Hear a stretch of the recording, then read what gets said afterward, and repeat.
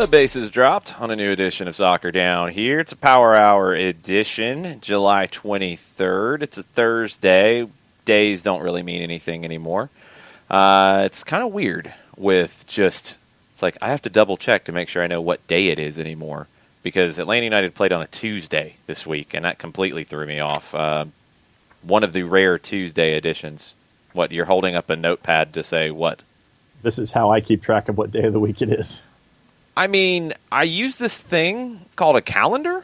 It's been effective for a long time. I just have to look at it more often than I'm used to because days run together and get weird. Tomorrow night is a Friday night, and there will be Friday night USL Championship soccer going on over in Charleston, South Carolina. We will not be there, but we'll be hanging out with you guys on Twitch. Twitch.tv/soccer down here for those of you who listen to the podcast edition. You want to do a watch-along with us tomorrow night, Atlanta United 2 and Charleston Battery. We're not going to be calling it like play-by-play. That's what Poppy Miller's doing on the ESPN Plus broadcast. But we'll be talking about everything that's going on, watching the match with you guys, giving you any insight that we have on what's going on, especially all the young players from Atlanta United. So come hang out with us tomorrow night on Twitch for that. We'll be taking your questions on Twitch right now if you have them. If you have them on Twitter, you can throw them in at SoccerDownHere. You can even send us an email if you like, soccerdownhere@gmail.com. We still got some leftover stuff from yesterday because we couldn't fit it all into the show.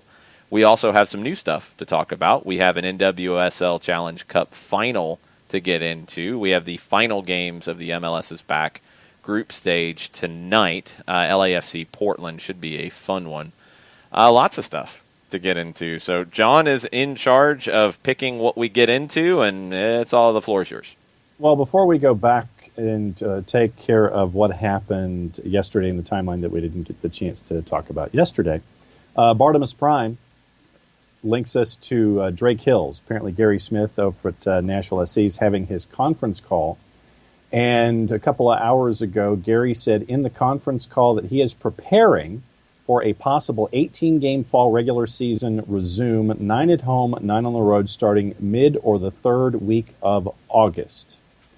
So that came out of Gary's conference call. I have no context, but that is what Drake Hills said on his Twitter account. Drake Hills covers Nashville SC for the Tennessean, if you're wondering who he is. And this matches up with what Stephen Goff of the Washington Post has said. 18 to 22 games is what Goff had said a while back. FC Dallas sent out notification to their season ticket holders prior to the tournament, prior to them being removed from the tournament, about a schedule coming out at the end of this month. We haven't seen it yet. Did not talk about how many games. So everything we're hearing is checking the same boxes. We're just waiting to get more detail. And I know there was an email that went out to Atlanta United season ticket holders. I've seen lots of different things about it. I know there was an option in there if you were interested in tickets in a reduced capacity Mercedes-Benz Stadium. I thought from the beginning that if the Falcons talked about reduced capacity, they'd do the same for Atlanta United. It's an option. I mean, correct me if I'm wrong. In the season ticket process, because I know you've talked to some folks here, in that process, you can roll your credit over to 21, right?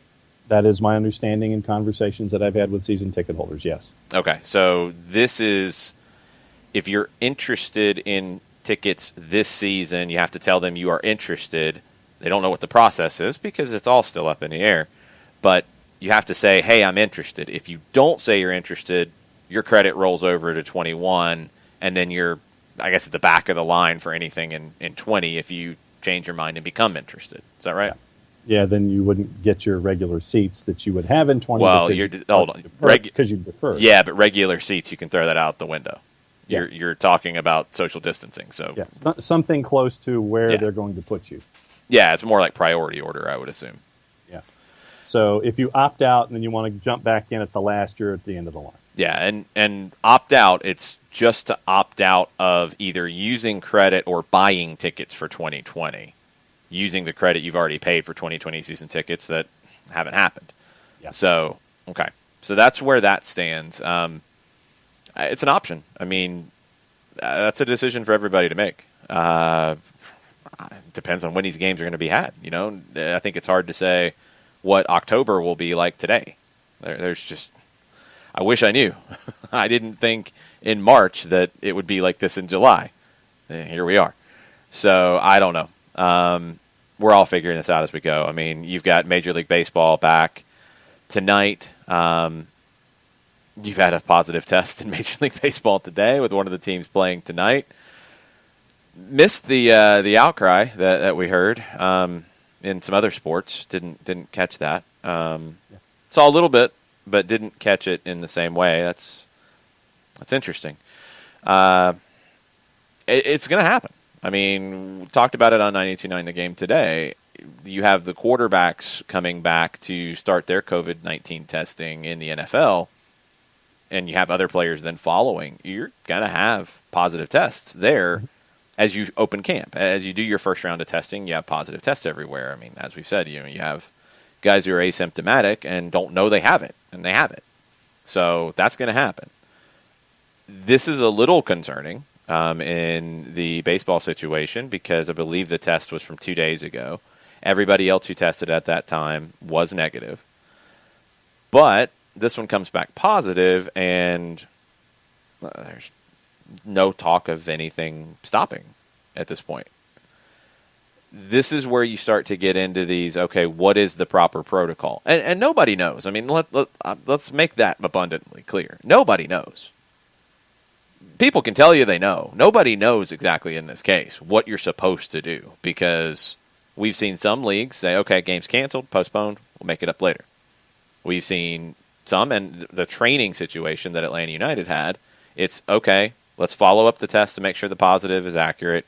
Let's test everybody else again and make sure everybody else is good before we go into any kind of reasonable, normal activity. And I guess in this one, it is, well, everybody else tested negative, so we're good to go. We will just have to see how this goes.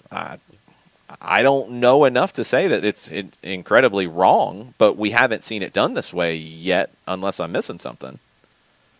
If that test comes back today, it was from 2 days ago, we haven't seen it followed in this way, where it is, okay, that player's out, everybody else continues. Now, baseball is a little different, too. I would assume that when you start ranking the sports in terms of risk, Major League Baseball would probably be at the lowest of our major leagues. Is that fair, you think, in terms of risk of exposure? It's pretty socially distanced.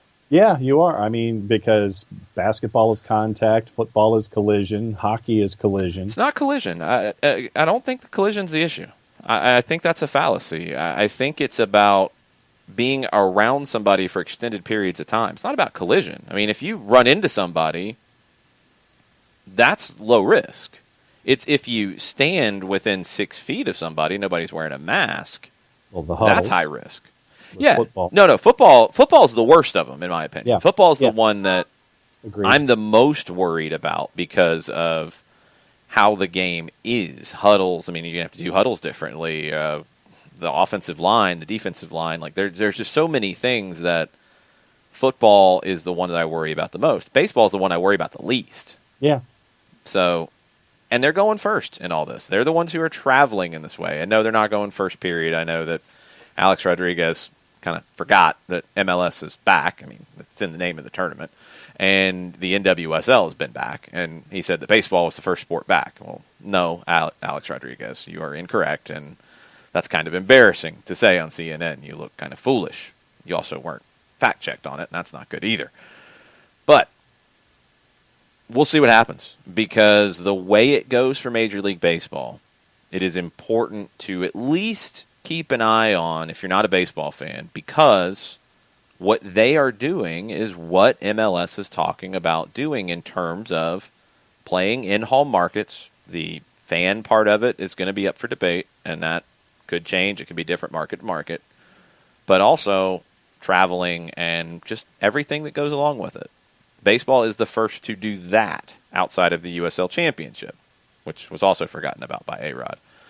But it's the first to do it maybe on this scale and with this much notoriety and with this much attention placed on it. And we will see what happens. USL Championship, where there's been positive tests, like we're seeing right now with the Washington Nationals, game was postponed. That's not the case tonight, and we'll see where it goes from here. But it's something to keep an eye on when you hear Gary Smith say 9 home, 9 away, 18 games starting mid to late August. Okay, that's quick.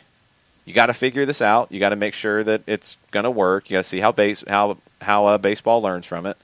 But you also have to figure out the same problem that baseball's dealing with when it comes to Canadian teams. Yeah.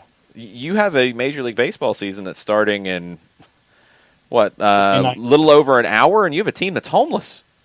Yeah. You have the Toronto Blue Jays who can't find a place to play. Mm-hmm. That's crazy. In MLS, Montreal, Toronto, and Vancouver are not going to be able to play in their markets. And this is a recent development. So how does MLS account for that? We don't know yet. But that's going to impact what MLS is able to do with the rest of their season. So Gary Smith, Nashville, saying that there will be more games. That's what he's planning for. We've heard the same things. It's been reported the same way. Still waiting on the timeline and these specifics. But that's where we're at right now with it. And since we're talking about stuff that's happened today, I guess the secret for the Vancouver Whitecaps is to play in the morning and have a weather delay and sit Yordi Reyna until after the weather delay is over. Just smile and nod and go through. What was the final shot count in that one? 24-4. Is that close? It was at that point, at least at some point in the match. It's craziness. I mean, 25-4 Chicago, but 5 shots on target from Chicago out of 25. So it's not quite as different as it sounds. 5 shots to 2 on target. Vancouver had 2 shots on target. They had 2 goals. Possession, Chicago dominated at 61%. They could not find anything. Sounds familiar. That's what happens sometimes. In Vancouver, who's missing their top 3 scoring options in this tournament, advance. They get through somehow. And Chicago, who started out strong, not so much. They're going to go home. They do have 3 points, but they're finished 4th in their group after this. And Vancouver has moved through. So where we are at going into tonight, we know who 3 of the third-place teams are, if I'm not mistaken. Yes. Vancouver, Montreal, and Real Salt Lake. They are through. So, we know the Red Bulls are out because New York City is ahead of them on goal differential at -2. We look at tonight's games, and it is the Houston Dynamo and the LA Galaxy in the early game at 8 o'clock. And both are still alive. A draw takes both of them out, and New York City goes through. If Houston wins, they go through. Don't have to win by any certain margin. They go through with a win. LA Galaxy need to win, and they need to turn the goal differential by 3, because that would pull them level with New York City on goal differential, but they would have more goals. So a 3-goal win for the LA Galaxy would get them through. 3 goals or more. Margin, so they could win 4-1 or they could win 5-2. And with the LA Galaxy, I don't think they're going to keep a clean sheet, so they're going to have to score a whole bunch of goals. Yep. Houston has the better shot here. Portland and LAFC are both through where they're at. The Dynamo would have to really go nuts on goal differential, and Portland would have to beat LAFC for them to fall into that 3rd place. But LAFC would go through as the 3rd place if they fell into it. That's the game I'm really intrigued about tonight. Houston and LA Galaxy, I think, will be sloppy, crazy, ridiculous, hopefully fun. Yeah. Portland and LAFC. Portland is one of the most impressive teams in the tournament. They are doing what we thought they would do. Giovanni Savaresi's coming in, not worrying about your style questions, not worrying about entertaining anybody, defending well, and they're getting the goals they need to get, and they've won both games. This is their biggest test. LAFC is a team that a lot of people have looked at with 9 goals scored. They've also conceded 5 in 2 matches. That's a problem. 5 goals to the 2 teams that are at the bottom of the group. I'm curious to see what happens with Portland, because Portland is the best defense that LAFC has faced in this tournament by far. It's not even close. And can LAFC score against them, and can they keep Portland off the board? this is going to go a long way. If we get a definitive result here, either way, then you might have a new team to put into the favorite category. If Portland wins, you have to put them among the favorites. No question. And if LAFC wins, they will be among the favorites. And I'm okay with that, but I still think defensively they're not good enough to win this tournament. We'll see. But that's going to be a fun one. That's the late night match tonight. That's going to be a hard one to stay up for. All right, so let's go back real quick and get into our juice boxes. But going back to the juice box from this morning, what do you think the numbers were for those two teams going into that matchup this morning? Vancouver was over 400. They had to be, right? Plus 494 in the composite. I wouldn't have touched it. There's no way I wouldn't have put any juice boxes near it. And then Chicago was a minus 200 to win. Wow, that's one of the biggest favorites that we've seen lose. And tonight, in the composite, courtesy of our friends at Odds Portal, Galaxy plus 173. Yep. The Dynamo plus 131, and your draw is at plus 287. I'm liking the Dynamo to win it. I think they're better defensively, and I think they can really take advantage of the Galaxy's porous defense. So I'll go Dynamo.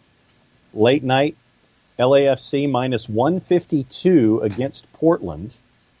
I'm looking at the BetMGM number now, and I'm as much as Philadelphia was disrespected during this tournament by these odds makers. Oh my goodness!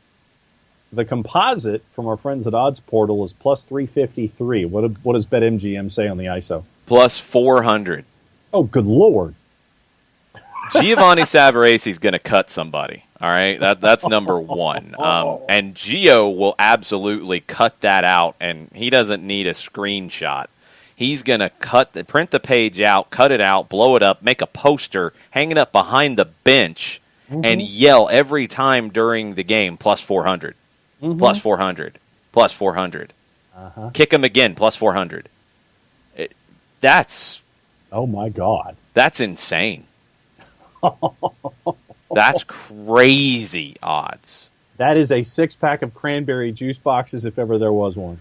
Wow, these are the times that I wish we had somewhere to go to take advantage of that, because that would be one that I would be taking advantage of. That is nuts. Do our buddies at Prize Picks have anything? It's not the same thing, John. That's not how the betting goes. But it's anything that could take advantage. No. I mean, they do, but it's not the same thing. You're talking about individuals. It doesn't relate the same way, because it's not about individuals with Portland being plus 400. That's just insanity. Diego Valeri's 4.5, which might be a little insulting to Senor Valeri. Brian Rodriguez is a 6. Rossi's 11. That's a lot for Diego Rossi. Mauro Manotas 3.5. He's been a little quiet in this tournament. Memo Rodriguez is a 5. Christian Pavon's a 5. There's some interesting numbers there for sure, but it's not the same. It's not the same as being insulted by the odds makers. Portland should feel really bad. Yes, and be really angry. From our friends at Prize Picks, the Valeri number looks pretty good. Yeah, no, it's a good one. I mean, there's a few that are tempting on there, and, things can happen with that. But when you go, if you haven't done it before, you go to myprizepicks.com and you insert the code SDH when you make your deposit. You're going to get some money given to you to place a wager of your choice on if you think Diego Valeri is going to score a goal or not, and that's what the 4.5 is. A goal is worth 5. If you think he's going to score a goal, then you're going to take the over on Diego Valeri. So you get 25% of your initial deposit matched if you use that SDH code. You get a free 2-pick $25 free roll to get you started. So definitely worth it. It's a lot of fun. Our friend Daniel Price has done pretty well with Prize Picks over the time frame that we've been associated with them. And they have not just MLS. If you're looking at things that are on their board right now, they have Serie A for the next round of matches. Oh, my goodness. They have USL Championship on the board. They have Jackson Conway is a 4.5. Coleman Gannon is a 3. And Zeko Lewis is a 7. That is on the board. Wow. That's madness. Now I got to really think about this. I'd go over the 3 for Coleman Gannon and riding Jackson Conway's hot streak. Yeah, I think that'd be right. That's crazy. USL Championship is now on my Prize Picks. It is. That's awesome. Oh, that's great. Did you see where Guillermo Barros Escaloto said that his squad gave up in the final 20 minutes of the match against LAFC? No, that's a problem. He said, and he doubled down on it after that loss. He said, the game is about 90 minutes. We need to play 90 minutes the same way we start. When we practice during the week, I question myself why we give up in the 70th minute. That's the first point we need to check and also ask why.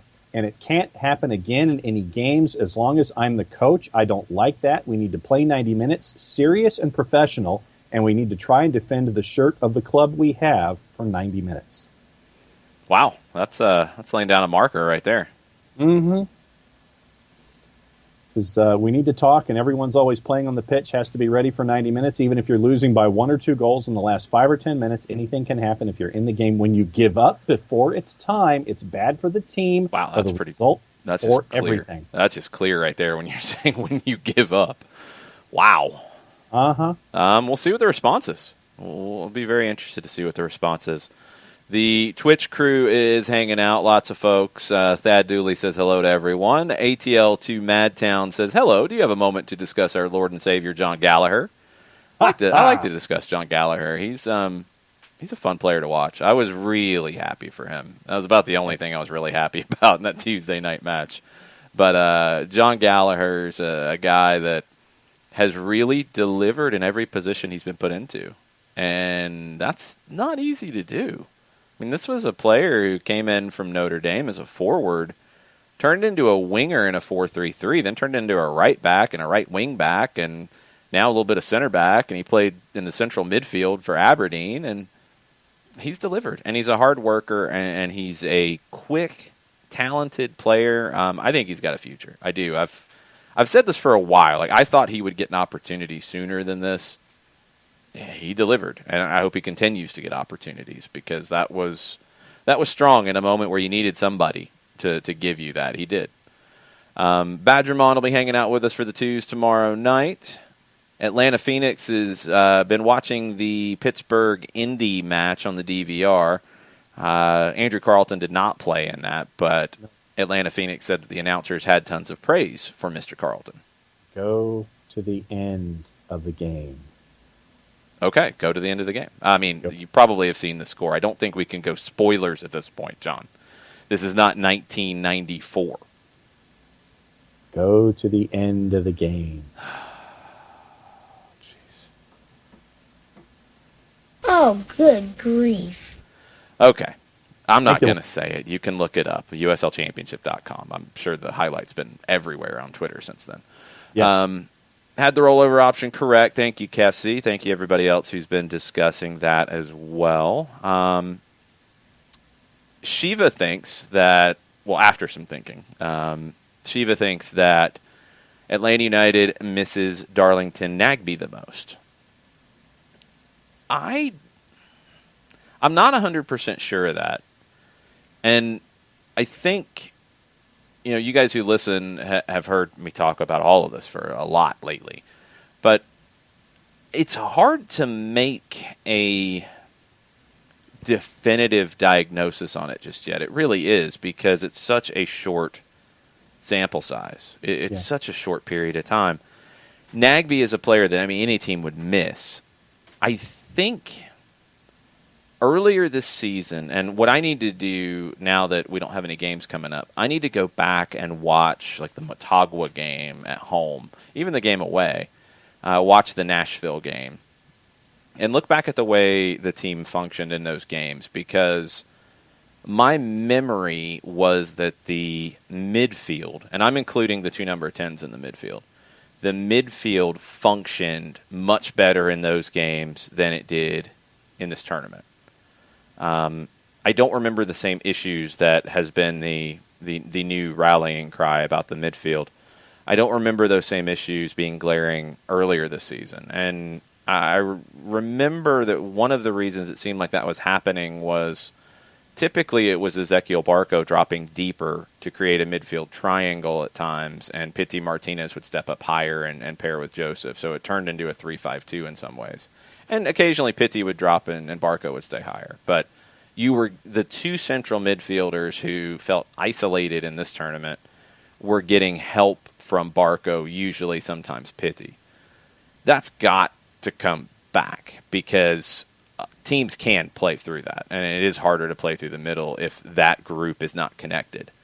You don't have to play three in the middle in that way to do it because you have four in that area, but it can't be two way up front and two way back connected to the back line. It can't be separate. It's got to be connected. Connection is the key here, and it wasn't that way in this tournament.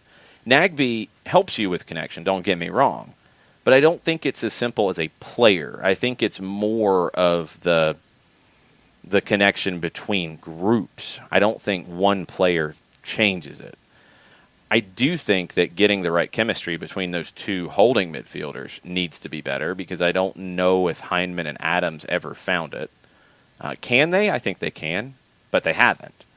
And they've got to get more help. They've got to get more support from the players in front of them. It can't feel like 2 and 2 that are not in the same area code. And that's what it felt like too much in this tournament. So Nagbe would help with that, but I don't think he fixes all of that by himself because he's one player. It's more about the whole group.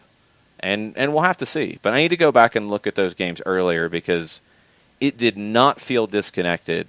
It did not feel like that setup was a concern in those games, and it didn't feel like it was last year when the team played in this way with Barco and Pity in front of two central midfielders because they did that last year. The 3-5-2 that I think a lot of people looked at as that's the only way Atlanta played after the Houston game, or after the Seattle game. The Houston game was the first one, and that was it.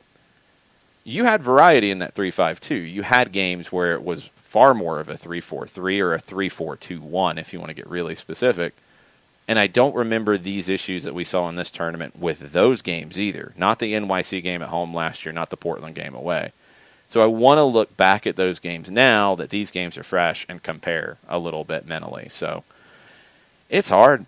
It's hard because this is a small sample size, and you have had changes with the Darlington Nagbe out of this midfield. You do have a lot of different options, and it doesn't feel like you've settled on what pairing you want. And yeah, Joseph affects this part too because I think it's making those two in the attacking portion of the midfield, I think it's making them feel like they need to be higher up to try to replace Joseph. Not necessarily. That's not the only way you replace Joseph. You've got to stay connected to the midfield. The midfield, if it's a box, if it's two in front of two, it's got to feel connected. And it never really truly did in this tournament. MLS is back. Tournament breaking news sounder, please. I don't have a specific breaking news sounder for that. We'll just go with this. Breaking news from John Nelson.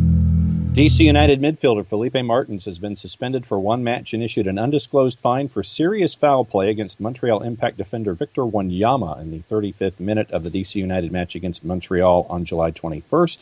The play was reviewed under disciplinary committee parameter number 3, in which the disciplinary committee may act where the professional referees organization acknowledges an on-field referee or video review error and where the committee is unanimous that the play warrants at least a one-match suspension as a clear and unequivocal red card is egregious and or repeat behavior in nature and or the committee must act to protect player safety or the integrity of the game. Did Josie Altidor's tweet help with that? They did not link to that. So yeah, you're probably going to leave that out of the official explanation. But yes. Josie brought that to everyone's attention on Twitter. Not a fan of some of Felipe Martins' tackling procedures. Yes. Or lack thereof. Yes. More on Twitch before we go back to Twitter. Bernd Dursberger talking about all the issues we were talking with baseball coming back and travel and what it looks like for MLS. He said the real problems are the locker rooms, the weight rooms, the meeting rooms, travel, and buses and planes. Absolutely. And some of that is what we've seen, I think, initially in the college football sphere, where I don't think they had a plan, and working out became a problem, which is ridiculous, but it did. I think we've seen it, and the Bundesliga led the way with it, but I think we've seen it in MLS with no positive sense and limited spread even among the teams that had it. I mean, it was a quarter of the traveling party, I'm assuming, that had it there. It is the locker rooms. It is the weight rooms. That's why you have either increased numbers of locker rooms, you have distancing in the locker rooms, the weight rooms are handled differently, meetings are handled differently. Travel, it's going to have to be charter this season. There's just no question around that. That's the only way to do it purely safely. And the buses, it's going to have to be handled the way that they did here. If you're chartering a bus from somebody, then you're probably going to test the driver who's going to go with you.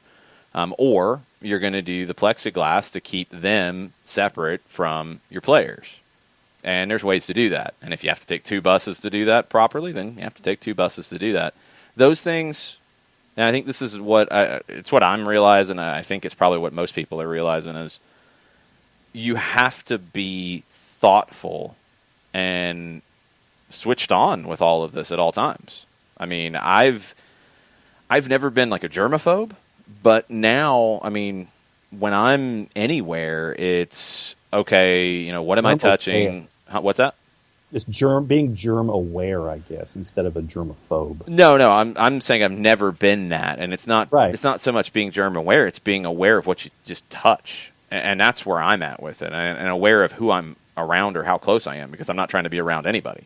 Yeah. Anybody I'm in any kind of vicinity with, I'm trying to stay 6 feet away. Like, I will walk the long way around to get to the seat. I will make sure that I walk, down another aisle if I see it crowded. I will do any of those things. And it's the same thing when you're traveling, when you're planning these things. You've got to think, okay, I know what we normally do and it's second nature, but we have to do it this way this time. There's no way around it.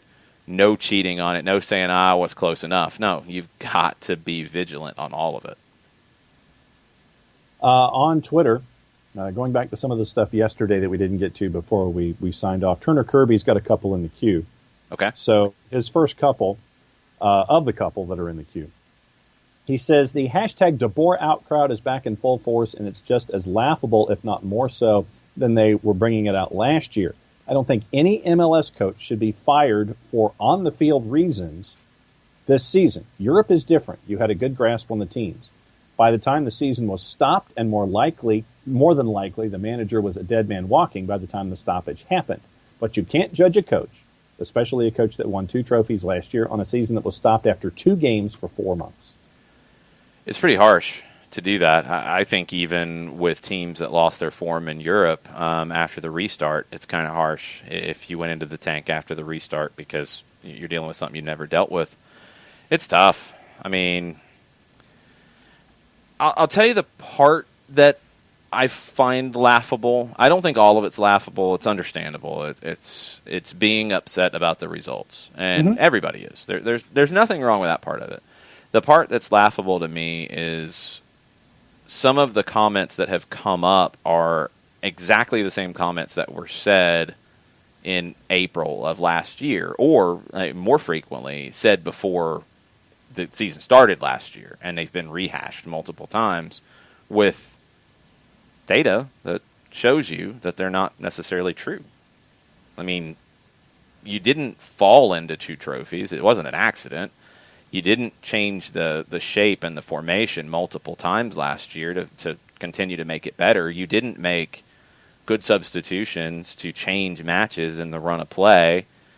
None of this didn't happen by accident. It wasn't an accident that you changed the shape to play Philadelphia in the conference semifinal after playing something different against New England, after sitting Pity Martinez against New England, which after people had really ripped Pity Martinez all season, then it was, well, how can you sit him at this point? Which I don't know what to say at this point with it. And then he comes back into the game against Philadelphia, and you go to a 4-man back line, and you have the right formation and the right shape, and you get the job done. It wasn't somebody else doing that. So that's why this is a little weird in that it's gotten so vociferous so quickly, and going back to things that were narratives before the season ended up being a very good one last year. So, look, there's going to be people who are never going to warm up to Frank DeBoer. It's just not going to happen. And it's going to be, wait for the opportunity to say DeBoer out, and write the hashtag, and it's not going to be said at other times. That's just what it's going to be. I don't think the club is, motivated to action by hashtags or by, that line of thinking. I think they're doing what any top club would do. They are worried about where they're at. They're not happy with the results here. I do think they have a pretty good understanding because Bocanegra and Eels are both in the bubble. They were both there. So it's not like they're disconnected from it. So they're going to know everything that was going on. And they're going to know how difficult it's been. So it is what it is. I don't think there is some savior ready to come in and fix everything tomorrow, because he's going to have the same problems. And the biggest one is not having your best goal scorer right now. He's going to have that problem. That's real. That's a huge issue. He's also going to have to deal with training and preparing for a season that you don't know when the next game is, and dealing with all of these different things that we've talked about in how you do the day-to-day during a pandemic. So, that's going to be the same for anybody. It's not easy. And there are other good teams that had bigger expectations in this tournament that went home too. I don't know what to say at this point, because I don't think there's any changing of minds of people who are dug in that they are not going to accept Frank de Boer. And that's fine. I just think they're missing some of the reasons why they think they don't accept Frank de Boer. And that's the frustration for me, is that I think they already just decided that's what it's going to be, and nothing's going to change that. And that's a shame, because that's not how a team develops. Along that same lines, Kevin from Charlotte yesterday, Frank's preferred style is safe possession. He has proven that unless his players just don't play the way he has proven that. Sorry, emphasis, wrong word. He has proven that unless his players just don't play the way he wants. Meaningless, safe passes that do not threaten and break lines. He has been forced to make changes away from that last year, and will he now? Again, that last part's a heavy piece of speculation. He was forced to make changes. Who says?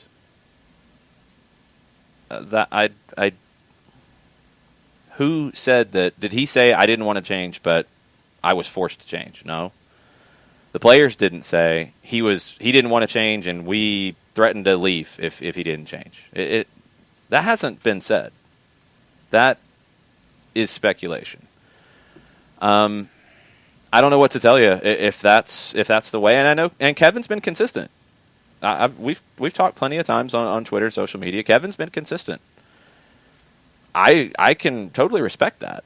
I disagree, and we've disagreed about this before, and we'll disagree about it. I don't think Frank is wanting the team to pass the ball sideways. I don't think that. I don't think he wants them to play safe. I think he's actually taken a lot of bold risks with this team.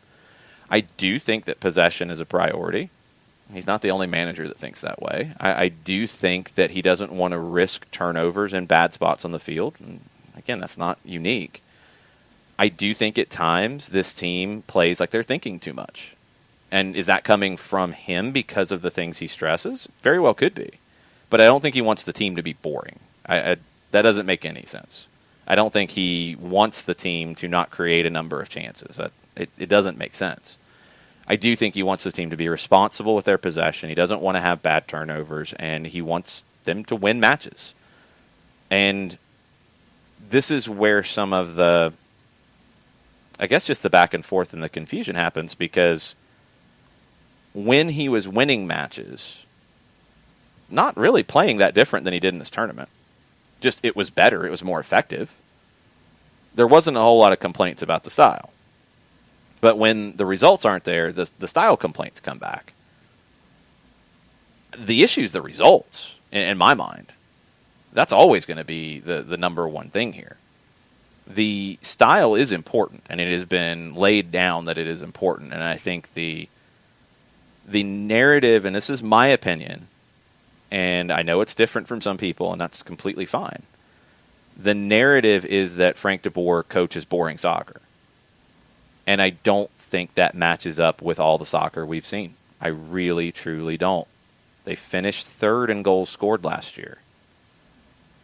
Go back and look at how that team developed.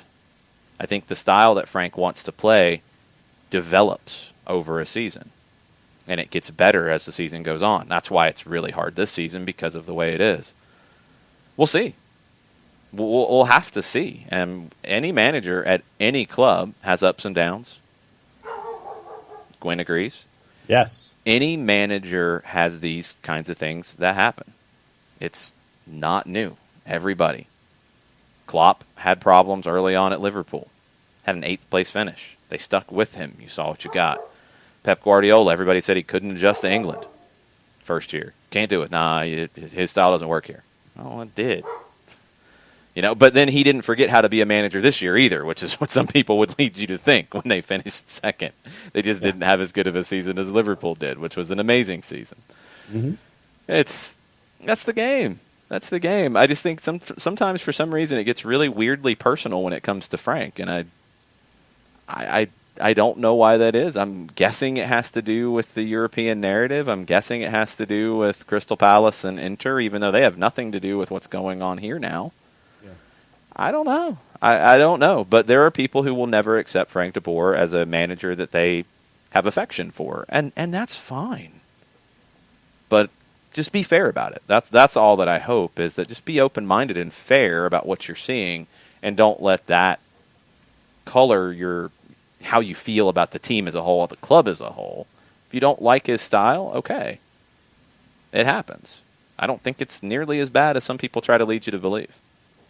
A couple of other discussion points on Frank. Bartimus Prime says people who want De Boer fired need to remember who the owner of the club is. Uncle Arthur has kept Sergeant Rah-Rah through back-to-back losing seasons. Not a fan of the coach of the Atlanta Falcons, Bart. That's, again, he's got a lot of pressure on him this season. But the first part of it is actually a very important thing to remember. Not knee-jerk decisions. Not going to run somebody after a bad season.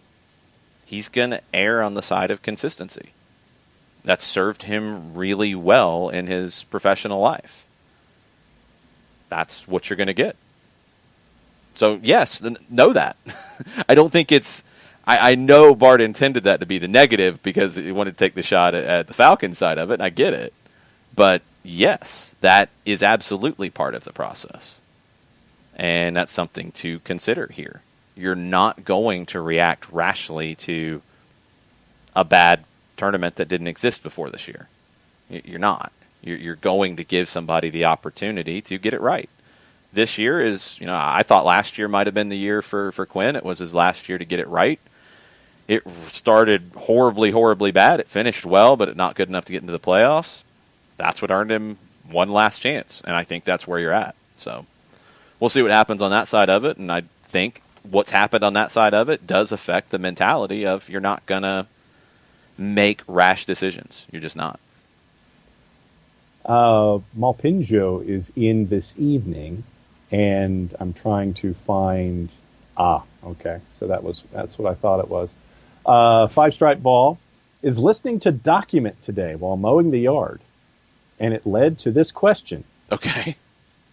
Which of these lyrics best fits where we are tactically? And it took me a second. Wait, who is asking this?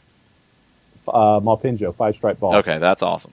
All right. This is an REM question for those of you who don't know. This is an REM Document. Question that is steering toward the philosophy of Atlanta United. Okay, this is a good one. This is going to make me really think here for a second. All yes. Right. And it has to do with track number 1 of Document. It took me a second to figure out what song it was. Okay. Which of these lyrics best fits where we are tactically? All right.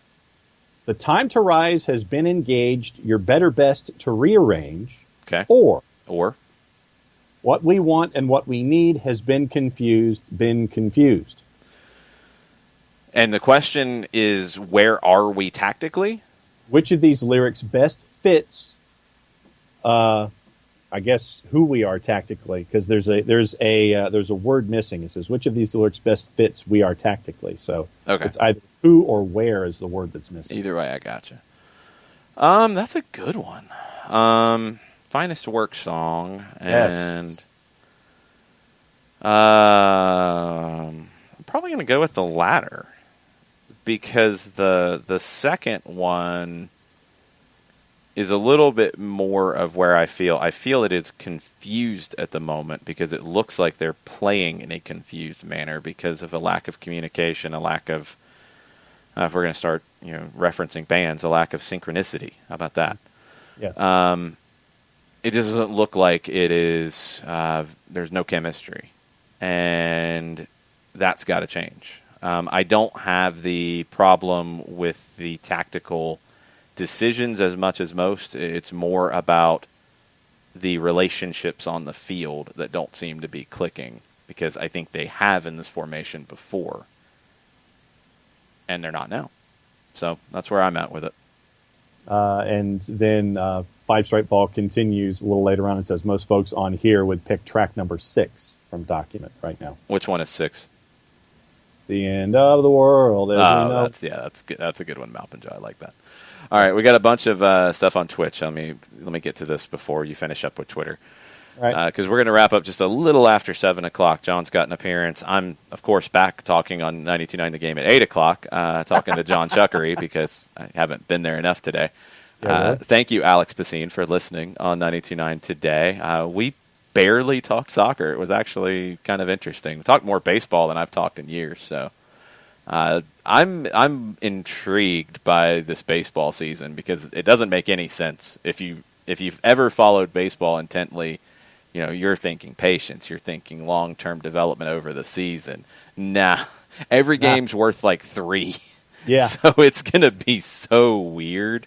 Uh-huh. I'm going to pay closer attention to it because it's going to be so weird. So it was fun to kind of dig into that. And I think you guys get this sense from the way I talk about soccer too, but I especially get it now when I look at other sports and I'm not as embedded into them. I like to look at the big picture and I like to look at the strategy of how things happen for a team, for the league, for the marketing side, whatever. I like to look at those elements of it. So baseball to me at the moment is just insanity with a homeless team, and you change the playoff format today, and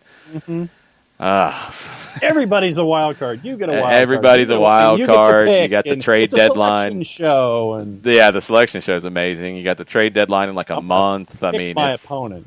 It's nuts. It's going to be fun. Katie Weaver says, hanging out in Pennsylvania for the week, so I haven't caught much SDH. Apparently, we survived Overreaction Wednesday. We did. She is pulling for the Union the rest of the way in the tournament. I fully endorse that. I've been very happy with how Philadelphia's played. Adam from 816 asked, and you're going to have to answer this one because I didn't get to study it too much in detail. What did you think of Gianluca Busio versus Real Salt Lake? I only caught a little bit of it. But for me, just in the greater sense, I'm wanting to. I want to continue to see if I could get my upper plate to work tonight, which apparently it's not. I just want to continue to see his growth. I really, really do, and I like what I'm seeing. But for me, I just want to continue to see the positive steps that we've seen. I know that's a very generic answer, but it's once again you're looking at a sample size here in a tournament where you're looking at 2 games, and you're looking at 3 more, then you're looking at group stage. All right, so we have where we are right now. Can he continue to take those strides going forward? And we all have to remember just how young he is in this entire process. And for someone to have the maturity on the field that he has right now, I want to continue to see it grow. I know for me, it's a early good sample size, or a good early sample size. As we get into this hopefully anticipated 8-8 that Gary Smith was talking about, I just want to continue to see positive strides. 9-9. Don't cut it short. What? 18 games. 9-9. Okay. Yeah. That. Yes. That. Busio had 2 chances created in 66 minutes of play. The 18-year-old completed his passes at a strong clip. I'll have to go back and look at were these passes into the final third. I mean, he completed 22 passes at 91%. That's pretty strong for an attacking player in that role. So the numbers look really good on him. I'll go back and dig a little deeper into his performance, Adam. It's been a hectic week. But I really do like Busio. I like what he can. I like what he can deliver for this group. And I mean, now you're getting some pretty heavy European rumors on him. and I'll be curious to see if the price tag is met for him in this upcoming window. It might. Is that going to be too early for him to go? That's the part I'm not 100% sure of yet. I think Sporting, I said it before the tournament, they were my pick to win it. They worried me a little bit, but I still have them among the favorites. Philadelphia is the team that I've liked the best in the tournament. And Portland could be if they get the win tonight. Yeah, you mentioned Philadelphia really quickly. Bild is reporting that Eintracht Frankfurt is, quote, hot for the U.S. Havertz, Brendan Aronson. So keep an eye on that. Aronson will get a European move quickly, for sure. Bernd Dursberger talking about the midfield and how it functioned earlier in the season. And this is a point that I know Bartemus Prime made and others have made too. Heinemann and Remedi came back for the ball centrally early in the season. In Florida, they were stuck out wide for whatever reason.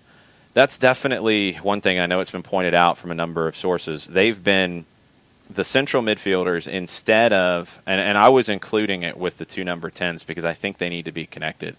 But the two central midfielders got separated too much in Florida. It's a little different than the issue I'm talking about where they need somebody to come back and help support them. Not to drop in between them, not to separate them further, but to come back and give them some triangles to play out of a little bit easier. I think Barco's that guy, at least for the way the team's built right now. I don't think he was 100% in Florida. Yeah. We didn't start the first game, so we know he wasn't 100% for that. We know he wasn't 100% for the second. I don't think he was 90 minutes fit for the third, but he did everything he could. He earned 7 free kicks. I mean, that's substantial. But I don't think he had the legs to come back and help enough. That's going to have to change if you're going to play this way. If it's not him, it's got to be Pitti or whoever else is in that role. You've got to get more support for those two. They do need to be more connected horizontally as well. I'm totally with you, Bernd, and I'm totally with everybody who's pointed that out. But I think you need one more person to drop in and help them a little bit more. Or you need it the other way, which is riskier in my opinion. You need one of the center backs to step up with them to help them play through challenging spots as well. They can't be separate. The field can't be split in half down the middle that way as easily. It's got to be a little more connected. More on Twitch. ATL2 Mad Town says, if Gallagher was a central mid at Aberdeen, do you think Frank de Boer gives him a look there to earn a more prominent spot? Could be. He's a guy who can cover a lot of ground. He's not a natural central mid, in my opinion, but you didn't really get what you wanted out of, I don't think, any of the central mid starting pairings that you went with in Florida. So you could consider him there. It's just there's a lot of people in those roles. So would he get a more prominent spot there? I'm not sure. If he plays out, and I think his best position out as a right wing back, he's got to beat out Brooks Lennon, which won't be easy. He could play on the left side, but he's got to beat out George Bello or Jake Mulroney or Edgar Castillo. Not easy. He's got to fight for time wherever it is, for sure. But central midfield, I was not the biggest fan of him in that role at Aberdeen. But when you see the way he played on Tuesday, and you go back and you look at the time from Aberdeen a little bit, he would give you more range in that central midfield than I think you had surprisingly, from the Adams-Heinemann pairing, which I expected more from. It didn't ever mesh. And I mean, I think Adams can cover a ton of ground. You didn't get enough from him going forward consistently. He had a great chance created against Red Bulls that Castro flubbed. Heinemann was not as good as he was earlier in the season. You do have to wonder, and this is the world we're in right now, if he's feeling the effects of COVID-19. He tested positive for it. He was one of the two players. We don't know who the other one was. Before they went down there, he recovered and tested negative and played. But did it affect his stamina? Did it affect him in any way? I hate to say you have to wonder that now, but you kind of do because we don't really know these things yet.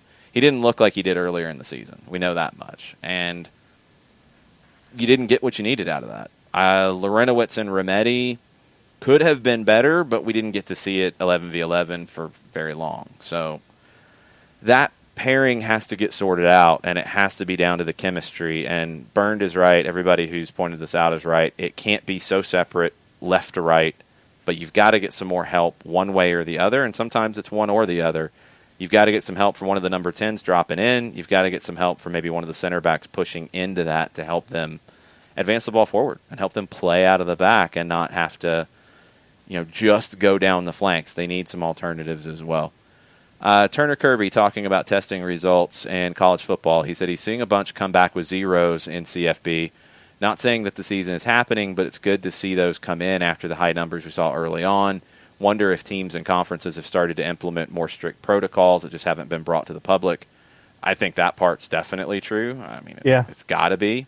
Yeah. I think they've realized how serious this is. I mean, it came through when we were on the midday show today, but I think Andy Bunker's dead on with this, and he would know being out from that side of the country. The Pac-12, they're talking about playing. And if one of the Power 5 conferences was the least likely to play, you would think it would be the Pac-12. And if they're talking about playing, I think you're going to play. Yeah. Now, could it just be the Power 5 conferences? Absolutely. Could it be some other random teams here and there? Sure. Some teams won't be able to afford it. What's that? Sunbelt came out today. Their commissioner was on the Paul Feinbaum show and said that he's optimistic about football, too. Yeah. I mean, we've said too big to fail. It very well could be the case. I mean, there's a lot riding on it, and a lot of other sports are riding on it. That part is real. It's a real factor in all this. Chucho's enjoying supper with SDH. Does it get any better? I mean, it could. It depends on the supper. True. Breakfast or lunch, depending on if you're a breakfast person or a lunch person or a dinner person. Just depends on the meal.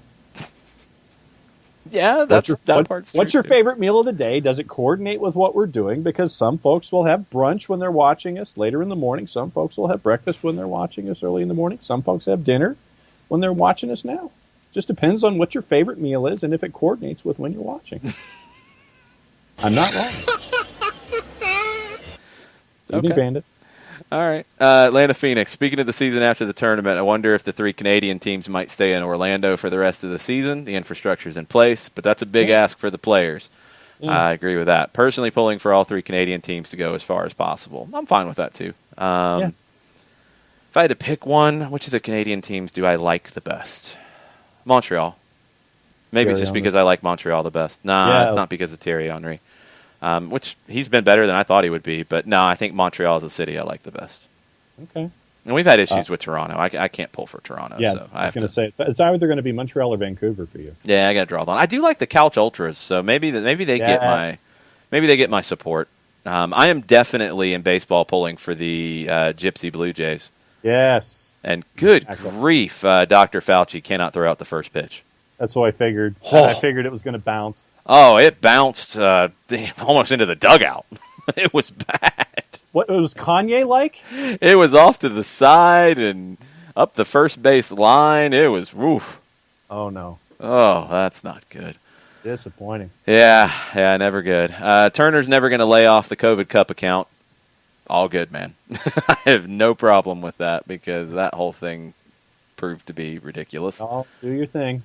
Alex Pacine talking about the way Atlanta played. All we did was play wide, very predictable. When Pitti got fed up and went hunting since the ball wasn't moving upfield, then he'd get stuck trying to cut from the touchline back into the middle and having to beat 1 to 3 defenders who would collapse in. Darlington's gift is a basketball-esque pivot that makes his outlet dribbles unpredictable.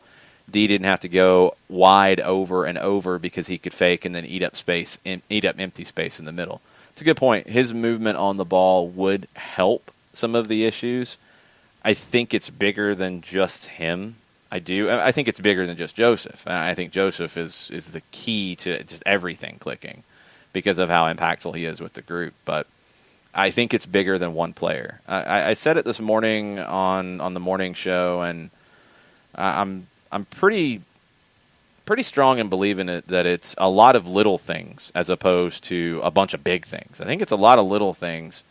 And it's not just one guy. Nagbe would help in some areas, but he wouldn't solve all of it. Joseph would help in some areas, but he wouldn't solve the inexplicable defensive mistakes. And I don't think Darlington would either. It's a lot of different things, but yes, the play being developed is part of it. A lot of people have zeroed in on that, but the one other element with the attack that I think is important is you're not getting anybody in behind. And that is as much of an issue for me in the way that the attack was developing as everything coming from the flanks, because you created 21 chances in the 2 games you played 11v11. You should have had a goal out of that. Some of the chances were not the highest of quality chances because you're not getting anybody behind. You didn't get enough runs in behind, and it's got to come from somewhere. If it's not coming from the number 9 or the false 9 or the target 9, as in Adam John's case, then it's got to come from out wide. George Bello was really the only one that I remember consistently getting in behind with a pass multiple times. He got in for shot opportunities from a pass from the middle of the field. Got to have more of that. That's a key. That's such a key.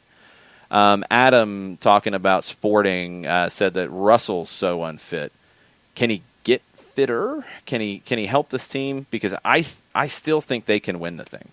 Yeah. I really think they can win the thing. Even not at quite 100%. I think this is their best opportunity in this tournament. I think they have the quality to do it. I think they have the base to do this, and I really like Peter Vermes in this situation. I think he's the great manager for a tournament like this.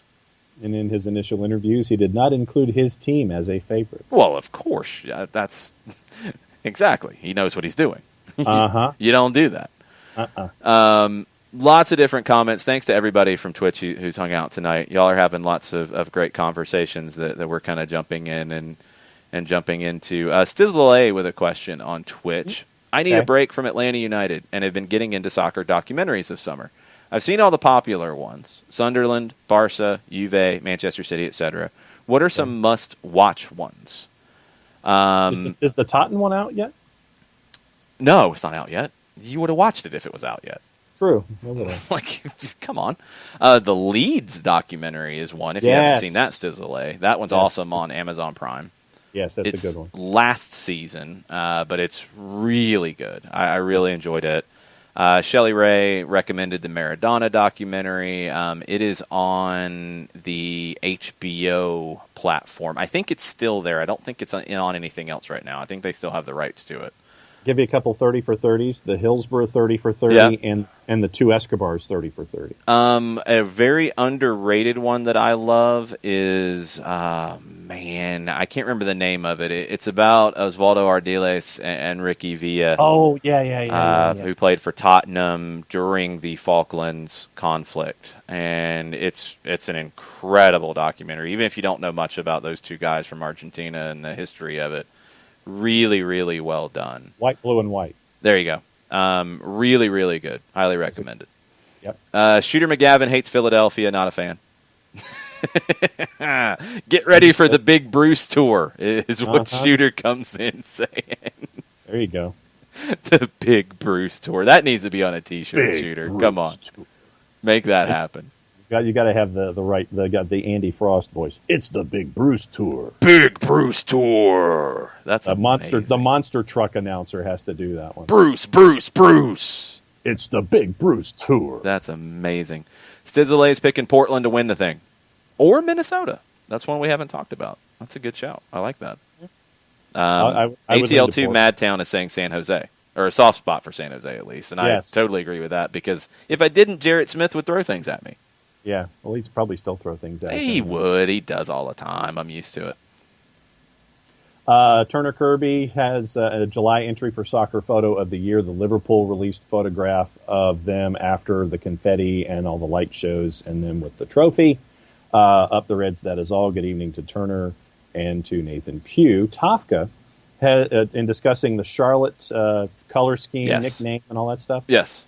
My only real anger at Charlotte is the failure to use mint as an official color. There's nothing special about the shade of blue chosen. It's not even truly Panther blue. How different is it? We have 8 other clubs that are blue, light blue, black dependent. It's a different blue than a lot of the other clubs, I think. How different is it from the Panthers blue? I just glanced at it. I thought it looked like Panthers blue. It's not as vibrant. It's a little dimmer. It's not as sharp. It's in the range, but it's not as electric as the teal. Or the Panther blue. Yeah, it's like a lighter blue. I'll have to compare them side to side. Okay, now I'm baffled by this. Tafka, it should be Panther blue. Like, why is it not? Yeah, it should be because of the seats branding. Are all blue. Yeah, like, that's it. Why don't you pick that color? Yeah, five takes says, "Give me the King and Queen Derby" is the name for Atlanta v. Charlotte. Good. I like it. That can work. What'd you think of the Seattle Kraken name today in the NHL? I love the logo. I hate the name. It felt like I was buying a rum bottle or something. And apparently, the Kraken is an actual rum. Yeah, there's a rum. I mean, Seattle NHL had to cut a deal with the rum company, so now they're the official rum of the Seattle NHL. Good deal. So, but no, I love the logo. Hate the name. Love the promo campaign, but just no. Okay, no. What's better, Seattle Kraken or Charlotte FC? Ugh. Kraken. It'd have to be the Kraken by default. What's better, Washington football team or Charlotte FC? Well, isn't that kind of in transition? But that's what they're called right now. Yeah. Hail to the FT, I guess. Fight for old FT. You know, I guess that's how you do the fight song then. I guess. But just making the Sentinels, just get that over with so I can keep wearing my gear on the show. Lame. Atlanta Phoenix loves Seattle Kraken. Best name in pro sports. No. Mm-mm. The logo's amazing. Love the logo. I love the logo. I love the branding. I just feel like I just walked into a package store and bought a quart of liquor or something. Nothing wrong with that. It depends on what it is. John Nason, bright spot during the tournament. Lennon is the fittest guy on the squad. Will run himself into the ground. Just needs to work on that chemistry and decision-making to become a valuable piece. Right wing back in a 5-3-2, right mid in a 3-4-3, right wing in a 4-3-3. All the above. Yep, I'm in. Shooter wants your Sentinels to come back as well. Oh, Shane Falco is the best quarterback never to win a Super Bowl. Oh, Aberdeen update before we go. Yes, Aberdeen update before we go. And if you don't follow Aberdeen FC on Twitter, do it because they're doing some tremendous things. Yes, they are. This is dating back about 12 hours, and there's a couple of different things here. Staff, players, and management at Aberdeen taking wage cuts that'll save a further £1 million, helping to reduce the funding gap from £10 million to £3.8 million. And there's a financial update. They asked Dave Carmack about it. He says they've got £1 million more through season tickets and hashtag AberdNA memberships than they'd planned for. The fans have been amazing. There's a full interview with him on the website. The ticket office team has walked into the stadium to look at things like groups of families sitting together. They believe with 1 meter distancing, they can get 9,000 fans into the building now. And they've also done some tremendous things. There was also an update about what they've been doing in the community. Yep. Strong stuff. Follow them and buy their gear. I will say this. Buy the Aberdeen FC gear to show support for the programs, to reinvest so they can continue to do that in the community. You've seen me with all the Aberdeen stuff I have. That's my way of giving back and helping out when I can. Yep. A couple other documentary suggestions for our friend Stizzle, the Diego Maradona documentary from Dorados. And I have not sat down with that one yet, Shooter, but now that I've got a little bit of time, I think I'm going to have to. White, Blue, White was the Tottenham one. The George Best 30 for 30. Shelley Ray recommended that one. I agree. It's really sad. It's heavy. And same with the Hillsborough one, obviously. But you got to be in the kind of right frame of mind for that one. The George Best one was really good, but really heartbreaking. Yeah. And just the struggles he had, and just could never really get it together. Yeah. Amazing player. Stizzle, we're going to end with this. Okay. Stizzle says, I have several Tim Hortons close to him up here in Michigan. I am willing to overnight some Timbits if you are down with that. Love the show. Stizzle. Shooter, I'm sorry, you are not our favorite anymore on Twitch. Stizzle has taken over the favored person clause now. We'll have to figure this out, Stizzle. When we have an event that makes sense to do this, we'll get this done so we can have some Timbits at an SDH event. So we'll get them to overnight it at that point. So great. Give us some time. We'll get with you, but you're awesome. Just like all you guys who watch on Twitch and all y'all who listen are awesome. I hope that the sound has gotten better. That was the whole goal of some of the changes that I made on my end. I think I figured everything out. I think I got it sorted out. hopefully it's better and cleaner, and you're not getting quite as much background noise on me, and you're not getting the echo from John, and everything's starting to click a little bit better. We spent an hour and a half on Skype the other night trying to figure this whole thing out, and spent a long time to do that. I bounced ideas off of engineer extraordinaire Miller Pope the next day, and I think we've got it all sorted out. So we're always trying to make it better because you guys take time out of your day to hang out with us. So thank you. Thanks for finding us. Oh, go ahead. Joe Boss, thanks for the kind words. He says, thanks for all you do for us and for soccer for us to hear at the show. Joe's awesome. Y'all are all awesome. The audio was perfect on Twitch today from Alex Pacine, so Yay! I win. Yes. Kefsey is correct. Don't mail poutine. Ugh. No. That's disgusting. That's a really awful way to end this, Kefsey. Come on, man. Mental picture. Not cool. All right. Poutine. John's got an appearance. Where do you want to pimp your appearance? 912 Sports on their Facebook Live. We're going to talk high school football and the updates coming up in about 4 minutes. And so what you see me wearing now will not be what I'm wearing in 4 minutes. Oh, costume change. Costume change. Good grief. All right. John's got a costume change to do. 912 Sports on Facebook for Facebook Live there for John. I'll be on 92.9 The Game and the radio.com app at 8 o'clock with John Chuckery. I'm filling in tomorrow for Randy again on 92.9 from 10 to 2. And then tomorrow night we will have Atlanta United 2 watch along here. Kickoff 7:30 tomorrow in Charleston. Is that correct? Oh, I think it's at 8. Is it at 8? I think Poppy said it was at 8. Charleston Battery Weekly, it's going to be Poppy and Logan Gadula. That'll be out as well. He said 8 o'clock. If it's 8 o'clock, we will be here at 7:30. We will start 30 minutes before. And it'll only be on Twitch. So for those of you who listen to this as a podcast, you won't hear us doing the watch-along on the app or on Spreaker, and you won't see a podcast edition. You got to watch twitch.tv/soccer down here. John's got a costume change. We're out. Mucha plata, y'all. Mucha plata, y'all.